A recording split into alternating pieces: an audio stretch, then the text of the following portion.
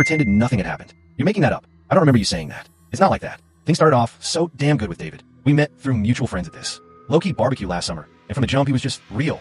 Like, he'd text me good morning every day, not some generic shit, but something specific like, hey, that coffee you made me yesterday was fire. Remake it for me sometime?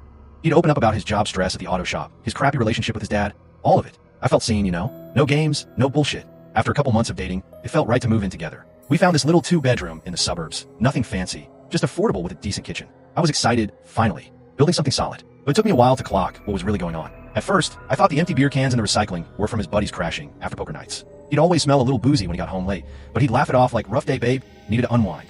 I bought it because I wanted to. Then the hiding got sloppier. I'd find half-empty bottles stashed in the back of the fridge or under the sink, like he was some teenager sneaking smokes. One night, after a work thing, he came home slurring, eyes glassy, and just collapsed on the couch. I helped him to bed, thinking it was a one-off, but it wasn't. Over the next few months, it ramped up slow, like a drip you don't notice until the floor is soaked. The drinking bled into everything. Weekends turned into him pounding beers by noon, then switching to whiskey by dinner. He'd get blackout wasted and turn into the stranger, snapping at me over nothing, calling me needy or crazy for asking where he was. The next morning, total blank slate. What are you talking about? I was fine last night. You're twisting shit in your head again. Gaslighting, straight up. I'd replay the fights in my mind, wondering if I was losing it. Our sex life tanked because he'd pass out mid-foreplay or wake up hungover and distant. I started sleeping on the couch just to avoid the snoring and the stale beer breath. Finally, I couldn't take it anymore. We had this long, ugly talk one Sunday after he'd blown off plans with my family. I laid it all out.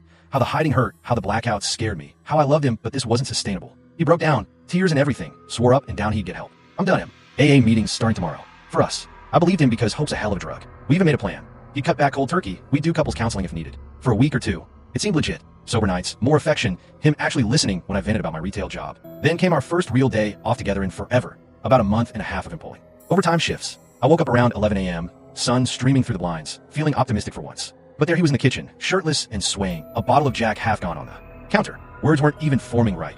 He mumbled something about needing air and grabbed his keys. I panicked, tried to block the door, begging him to stay to talk. David, please. Not like this. He shoved me aside, not hard enough to bruise, but enough to stumble me back, and stormed out. Door slammed, spielt. Gone. I paced the house all day, blowing up his phone, no answer. Texts unread, calls straight to voicemail. By evening, I was a wreck, crying on the floor, imagining car crashes or bar fights. I drove around his usual spots, the dive bar downtown, the park where he proposed we move in, but nothing. Stayed up till dawn, chain-smoking menthols I swore I'd quit, heart pounding like it would burst. He rolled in at 7 a.m., reeking of booze and cheap perfume, barely able to stand. Collapsed on the bed and was out cold. When he woke up hours later, all groggy apologies. Sorry, babe. Got carried away with Mike from work. We were just venting. Bullshit. I saw the texts later, flirty messages from some girl he'd hooked up with at the co-workers after party. Photos on her story, time-stamped, him grinning with a red cup, arm around her waist. Cheating, plain as day.